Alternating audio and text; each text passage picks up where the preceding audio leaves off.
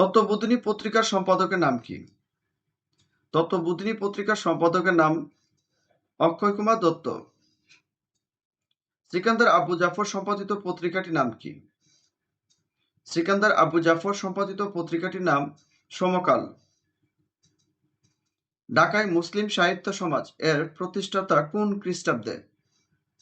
ঢাকায় মুসলিম সাহিত্য সমাজ এর প্রতিষ্ঠিত হয় 1926 সালে। দীনবন্ধু মিত্রের নীল দর্পণ নাটকটি ইংরেজিতে অনুবাদ করেন কে? দীনবন্ধু মিত্রের নীল দর্পণ নাটকটি ইংরেজিতে অনুবাদ করেন Michael Madhusudan Dutta. Play house নামে রঙ্গালয় প্রতিষ্ঠিত হয় কত সালে? প্লে হাউস নামে রঙ্গালয় প্রতিষ্ঠিত হয় 1753 সালে। বাংলা মৌলিক নাটকের যাত্রা শুরু হয় কোন নাট্যকারের হাতে?